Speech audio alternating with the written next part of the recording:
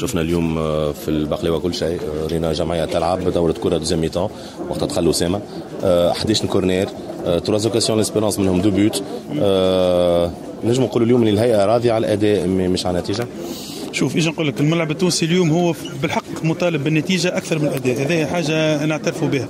وجمهور الملعب التونسي اليوم صفق بعد المقابله وتغشش وعنده الحق باش يتغش، لانه مش مستانس بوضعيه فريقه في اسفل الترتيب وبدا يمكن شويه من التوتر، وهذا ما تفهموه. لكن احنا كهيئه مديره راضيين على الاداء. علاش راضيين؟ لانه انا كي نشوف اليوم الملعب الترجي الرياضي التونسي ابار زوز معناتها هجومات معاكسه اللي جابوا اهداف، ما ريناش حاجه كبيره من الترجي الرياضي التونسي. هذه حاجه باش نقولوا احنا قدمنا فوليوم دو جو كبير يخلينا نطمنوا شويه على المستقبل.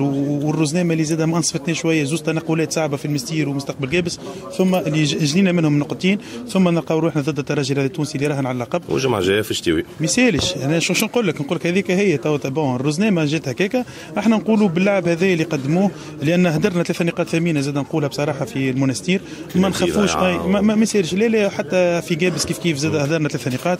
ان شاء الله بقدره ربي قادم الجولات يجيب لنا الانتصارات للملعب التونسي، وماناش خايفين وكلنا تفاؤل باذن الله. سيد الله قل لي، نحن رينا في اخر الطرح كما قلت انت جمهور صفق للجوارات، صفق لجمعيته بقلاوه يا دوله، اما شفنا بعض منهم